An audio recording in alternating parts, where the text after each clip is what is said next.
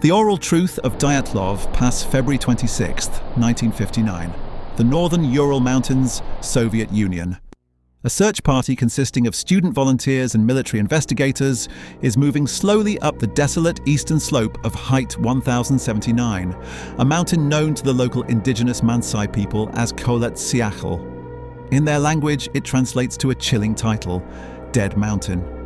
The searchers are looking for 9 hikers, students and graduates of the Ural Polytechnic Institute, who vanished into a blizzard nearly 4 weeks ago. Suddenly, a student volunteer named Mikhail Sharavin stops. He points through the blinding white glare toward an unnatural shape, half buried in the snowdrift. It is a tent. As the searchers trek closer, a suffocating silence falls over them. The tent is heavily damaged, collapsed under a sheet of snow, but its state defies immediate logic. The front flap is still buttoned shut. The entrance is blocked, yet the side of the thick canvas has been sliced open with violent, jagged cuts. When they pull back the frozen canvas, they find a pristine time capsule of a tragic, interrupted night. Laid out neatly inside are the hikers' leather boots, their heavy winter jackets, their maps, diaries, and money. A slab of fatback pork sits on a small piece of wood, sliced and prepared for a meal that was never eaten. A stove remains packed away, unused. Everything these young people needed to survive a sub-zero Siberian night was left inside. And then, the searchers turn their eyes to the snow outside. Spreading downward from the tent are 8 or 9 distinct sets of footprints. In the howling winds of the Urals, these tracks should have been swept away, but the unique freezing patterns have preserved them like stone carvings. The footprints do not show a frantic, chaotic stampede. They reveal people walking, side by side or in single file, descending the steep slope in an orderly, deliberate manner. But they were walking into a -25-degree storm wearing nothing but socks, thin undershirts, or completely barefoot. For 65 years, this image has haunted history. Why would 9 elite, highly trained mountaineers voluntarily abandon their shelter, leave behind the footwear that meant life itself, and walk calmly into a freezing abyss? The early myths spoke of curses, ancient aliens, and secret Soviet death rays. But the truth, unraveled by modern science and original forensic files, is far more terrifying. It is a story of human endurance, a catastrophic environment, and a sequence of events that science has finally broken wide open. To understand the horror of what happened on Dead Mountain, we have to strip away the sensationalized internet myths and look closely at the people who walked up it. The internet often refers to them as amateurs or tourists who bit off more than they could chew. This is factually false. In 1959, the Soviet Union possessed a highly organized, deeply competitive system of wilderness trekking. Routes were strictly graded by difficulty. The expedition planned by this group was classified as a Category 3, the absolute highest level of difficulty known to Soviet sports boards at the time. To achieve a Category 3 certification, a team had to traverse at least 300 kilometers of entirely uninhabited wilderness, endure extreme winter conditions, and navigate without external aid. Every member of this team was a hardened veteran winter athlete. They were elite. The leader was Igor Dyatlov, a 23-year-old radio engineering student. Meticulous, technically brilliant, and fiercely protective of his team, Dyatlov was a natural leader who had designed his own portable stoves and radios for winter expeditions. Beside him were his classmates and closest friends, Zinaida Kolmogorova, 22, a radiant, fiercely determined young woman who was the emotional anchor of the club; Yuri Doroshenko, 21, a soft-spoken powerhouse of physical strength; Yuri Krivonishenko, 23, an engineer who had recently worked at the highly restricted Chelyabinsk 40 nuclear facility; Rustem Slobodin, 23, an athletic graduate known for his quiet endurance; Nikolai Thibault Brignol, 23, a charismatic civil engineer with a sharp sense of humor; Alexander Kolevatov, 24, an expert nuclear physics student who kept a detailed private journal; and Lyudmila Dubinina, just 21, a passionate young economics student who acted as the group's treasurer. But just before they departed Sverdlovsk, a 10th person was added to their tightly knit circle by order of the sports club. His name was Semyon Zolotaryov. Zolotaryov was an outsider, At 37 years old, he was nearly 15 years older than the rest of the group. He was a decorated veteran of the Red Army who had survived the brutal meat grinder of the Eastern Front in World War II. He was covered in unusual wartime tattoos, including a mysterious acronym on his forearm that read DAERMMUAZUAYA, a string of letters that has never been definitively decoded. Because of his age, his military background, and his sudden addition to the team, conspiracy theorists have spent decades claiming Zolotaryov was a hidden KGB agent on a secret mission. But the reality is far simpler. Zolotaryov was a career hiking guide who needed this specific elite Category 3 certification to advance his professional standing. He wasn't a spy, he was a survivor trying to rebuild a life after the trauma of the war. On January 23, 1959, the 10 hikers boarded a train heading north. Their diaries and surviving photographs from the first few days capture an atmosphere of profound joy. They sang songs, debated philosophy, joked about their frozen noses, and shared meals with local workers. On January 28th, at an abandoned geological settlement named North 2, fate intervened for one member. Yuri Yudin developed a severe flare-up of chronic sciatica. His joints were swollen, he could barely stand, let alone ski hundreds of miles through deep snow. With profound regret, Yudin said goodbye to his 9 companions. He hugged them, packed his gear, and turned back. He would be the only member of the expedition to die of old age. For the remaining 54 years of his life, Yudin was consumed by a single unanswerable question. Why them, and not me? The 9 turned north, skiing along the frozen cradle of the Lozva River, completely cut off from civilization. By January 31st, the group reached the edge of the highlands. They built a small log cache in the woods to store excess food and gear for their return journey, lightening their loads for the final ascent over the mountain ridge toward their ultimate destination, Mount Otorten. On the afternoon of February 1st, they began skiing up the slopes of Kholat Syakhl. The weather was deteriorating rapidly. The wind was rising to gale force and visibility was dropping to near zero. Igor Dyatlov faced a critical tactical choice. He could descend back down into the safety of the tree line where the forest would buffer the winds, or he could pitch camp right there, high on the exposed barren slope of the mountain. Dyatlov chose the slope. Conspiracy theorists have criticized this choice for decades, calling it a fatal blunder. But according to veteran mountaineers, Dyatlov's logic was sound. He didn't want to lose the altitude they had fought all afternoon to gain, and he wanted to practice establishing a high-altitude ridge camp in severe conditions. They were, after all, training for the highest levels of Soviet mountaineering. Around 5 p.m., they leveled a small patch of snow on a 23-degree slope. To secure the tent against the raging gale, they dug into the snowbank, cutting a flat shelf out of the hillside. They used their skis as support poles, laid down their coats as insulation, and crawled inside. Inside the long, custom-made tent, the atmosphere was cozy.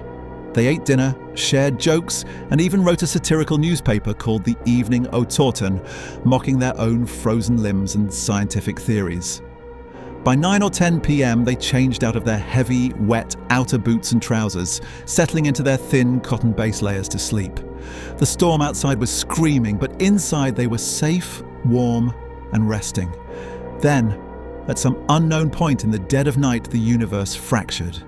Imagine the scene: darkness, a sudden terrifying sound, a violent impact that collapses the roof of the tent over their faces, pinning them under frozen canvas and hundreds of pounds of dense snow.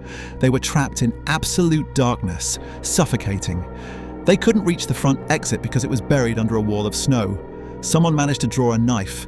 They stabbed wildly upward through the roof, slicing the canvas once, twice, 3 times, ripping open a jagged window into the freezing night. One by one, they tumbled out into the screaming, minus 25-degree dark. They were miles from help, blind in the storm and exposed to winds that could freeze exposed skin in under 60 seconds. But what drove them down the mountain wasn't blind madness. It was a desperate, coordinated strategy to survive. When the search party arrived weeks later, the true scale of the tragedy began to emerge. The searchers followed those orderly footprints down the mountain, trekking 1.5 kilometers through the deep snow down toward the edge of the forest. There, at the boundary of the trees, stood a massive, ancient Siberian cedar tree. Beneath its branches, searchers found the remains of a small, pathetic campfire.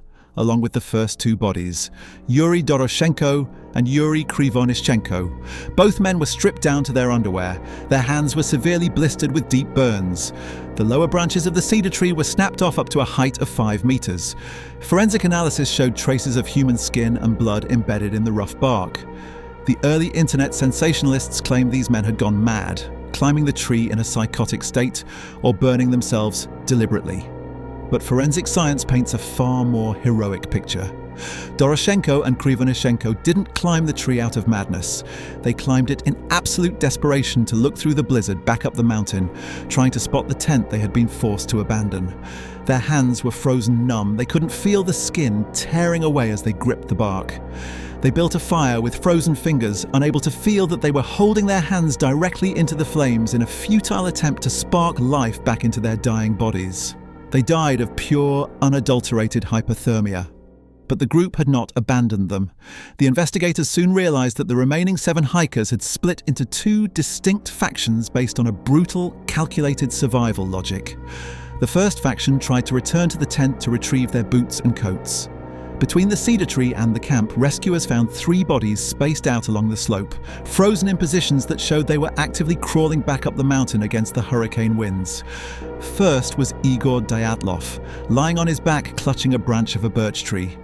Further up was Rustem Slobodin, who had sustained a minor fracture to his skull, likely from falling repeatedly against the icy rocks in the dark. And closest to the tent was Zinaida Kolmogorova, her hands frozen into the snow as she tried to drag herself upward until her heart simply gave out. All 3 died of the cold, their faces turned toward the shelter they could never reach. For months, the remaining 4 hikers could not be found.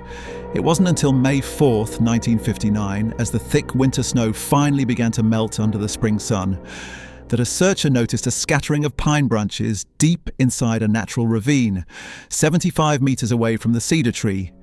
Deep in that ravine, buried under 4 meters of packed ice, lay the final 4 bodies: Lyudmila Dubinina, Thibaut Brignol, Alexander Kolevatov, and Semyon Zolotaryov. And it was here that the mystery turned into an international horror story. The autopsies of the final 4 hikers fractured the official investigation and birthed 1,000 conspiracy theories.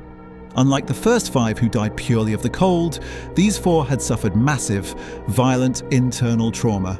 Thibaut Brignol's skull had been crushed by a massive impact.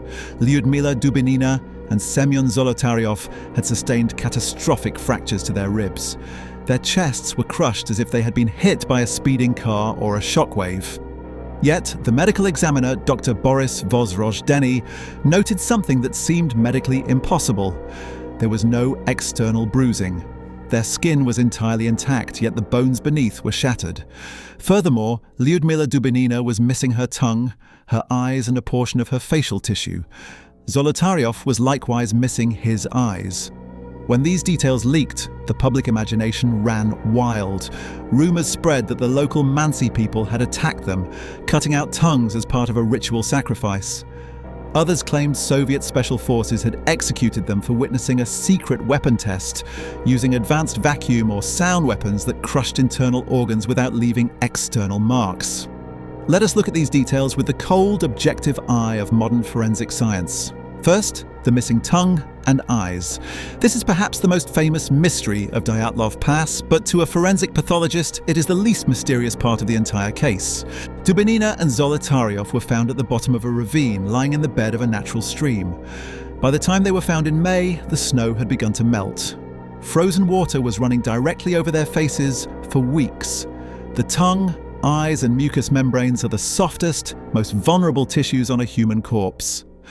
When a body is exposed to running water and subterranean microorganisms or small animals, these tissues decompose and are scavenged first. It was not a ritual mutilation, it was the natural, tragic reality of decomposition.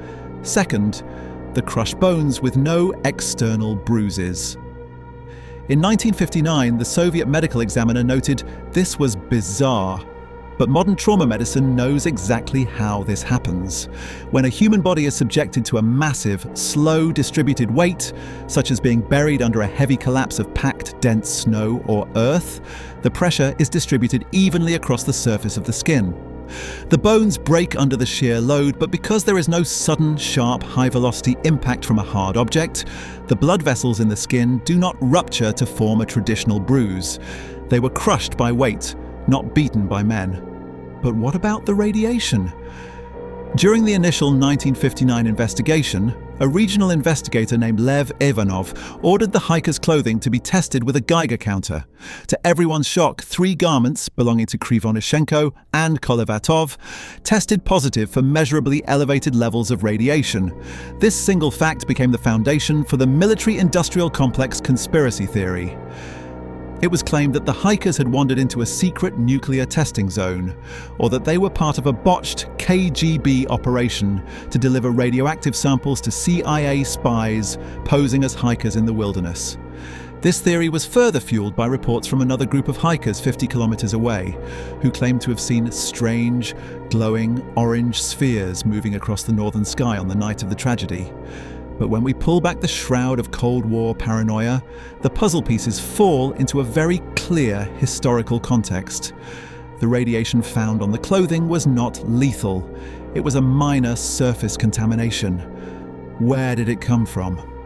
We have to look at who these young men were. Yuri Krivonishenko didn't just study engineering.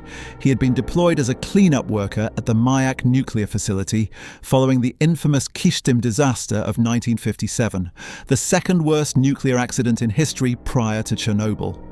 For 2 years, he had worked in an environment saturated with radioactive dust. Alexander Kolevatov was a nuclear physics student in Moscow, working daily in laboratories with radioactive isotopes. In an era before strict modern radiation safety protocols, surface contamination on their personal outdoor gear was a common, everyday reality for Soviet nuclear workers.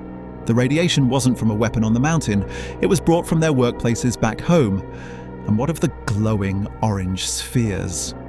Declassified Soviet military archives have since confirmed that during the winter of 1959, the Soviet military was conducting test launches of R-7 intercontinental ballistic missiles from the nearby Baikonur Cosmodrome.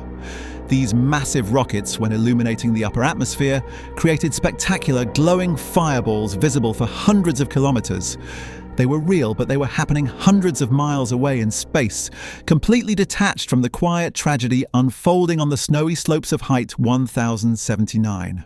In May 1959, under immense political pressure to close a case that was causing panic in the region, investigator Lev Ivanov officially closed the file. He wrote a phrase that would infuriate researchers for the next 6 decades. The hikers had been killed by an unknown, compelling, natural force. The files were tucked into a dusty archive, stamped, classified, and the world was left to wonder. For 60 years, the mystery remained unsolved. But in 2019, under immense pressure from the victims' families and the Dyatlov Foundation, the Russian Prosecutor General's office reopened the case.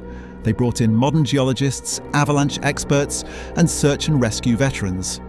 Simultaneously, 2 Swiss scientists, Johann Gaume and Alexander Puzrin, published a revolutionary structural simulation in a major scientific journal, providing the final, definitive piece of the puzzle.